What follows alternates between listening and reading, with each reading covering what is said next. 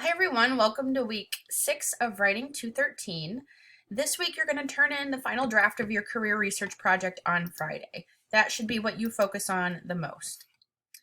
So before you submit your paper, and this is true with all writing, come back to the assignment. Make sure you reread the details, reread the important characteristics, and most importantly, make sure that you remember to complete the reflection. The kinds of writing that we do in college is not comparable to the kinds of professional writing that we do when we have the benefit of working with editors over long periods of time, like I do with my scholarship. This reflection gives you a time to tell me what you would do differently if you had more time, and also it gives you a say in the evaluation process.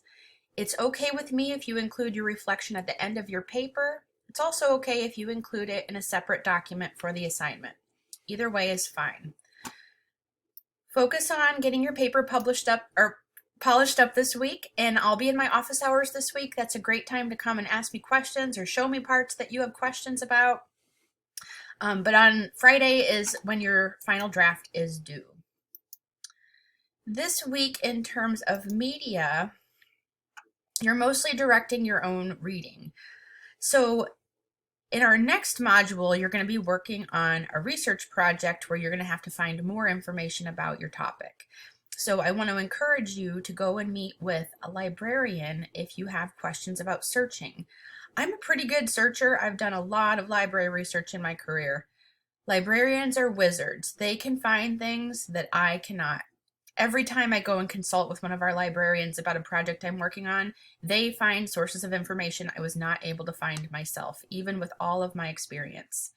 So I want to really encourage you to recognize the benefit that you have in being a UA student right now with free access to librarian wizards to help you find the best sources of information for your topic. I do not want to see .coms as authoritative sources of information. Anyone can create a .com, and that does not give authority. So make sure that you're carefully scrutinizing the sources you use and make sure that they show authority. I've also posted the next module, which is a research essay. I'll invite you to peek through it and see what the next project is. It's a research paper exploring a problem in your field, and it will be due in week 11. So I'll invite you to start. Sorry, I'm not able to open this right now. Let's see. I'll invite you to start this module by reading the assignment and then also making sure that you look back on the steps that we'll go through as you complete this assignment. It will look a lot like we engaged in for the first assignment. You'll notice that I've included the student learning objectives for the module. You'll engage in a large group workshop. You'll tell me your statement of the problem, your purpose statement. We'll engage in a small group workshop. You'll review some sources of information, engage in peer review, and submit a final draft in week 11.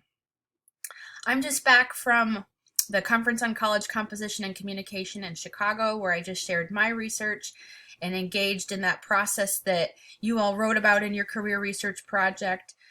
So make sure you save that template, because when you apply for that kind of funding, you're going to make the same kind of rationale.